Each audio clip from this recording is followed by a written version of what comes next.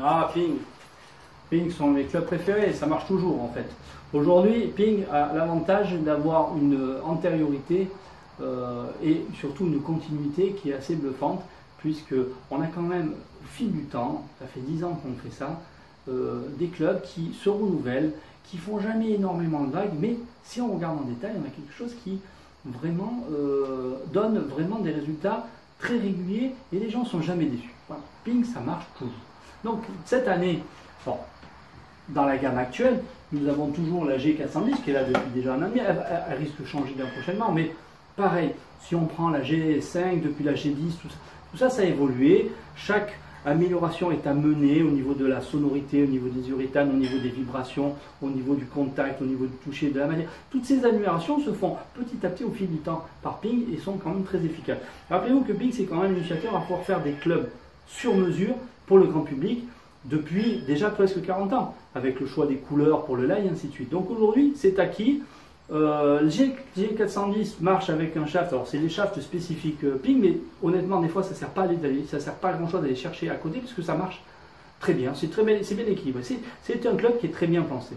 Donc G410, on va dire que on va le mettre un peu de côté puisque ça risque de changer. Cette année est arrivée la G710 qui est la suite de la G700, alors que je trouve mieux réussi cette année.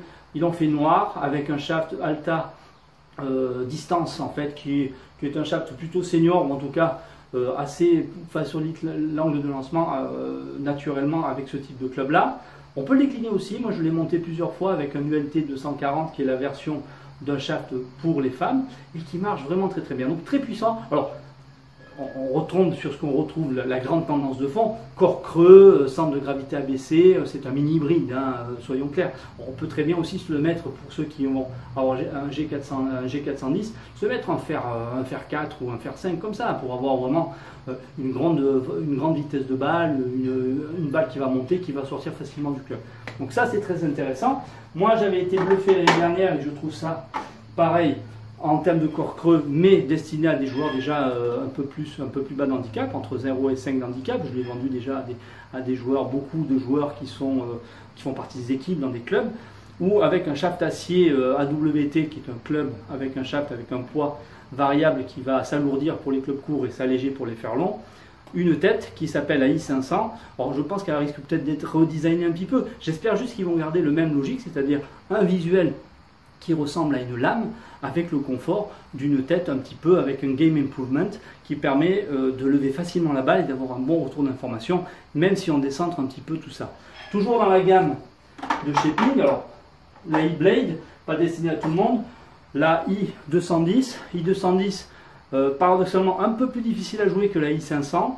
On en vend très peu. Bon, moi je sais que c'est pas un produit que j'avais, c'est presque à la limite le reproche que je ferai, alors j'espère qu'ils vont changer l'année prochaine à Ping, c'est que on a un produit qui est franchement très classique. On est sur une cavité bac avec un centre de gravité un peu abaissé, une face, il n'y a rien de nouveau là-dedans, on retombe un peu sur ça. À la limite, tant qu'à prendre, je trouverais que c'est plus intéressant de prendre une e-blade, voire une blade Bluetooth, une blueprint, ou alors carrément, on se fait plaisir, on a une lame, tant qu'à faire, on se prend une lame avec un peu de i500, et surtout du coup, je ne sais pas où placer sa i210 dans la gamme de lecture, puisque finalement, un i500 va faire le taf, ou avec une e-blade, ou avec une e-blade, enfin, en tout cas, celle-là, elle ne répond pas, en tout cas, aux gens à qui on l'a fait essayer, elle ne répond pas à des besoins particuliers, et elle manque un peu de puissance, c'est pas très fun. C'est la seule chose qui est aujourd'hui dans la gamme de Ping que je trouve un petit peu paradoxale, on ne sait pas où la placer. Voilà, à bientôt pour d'autres marques.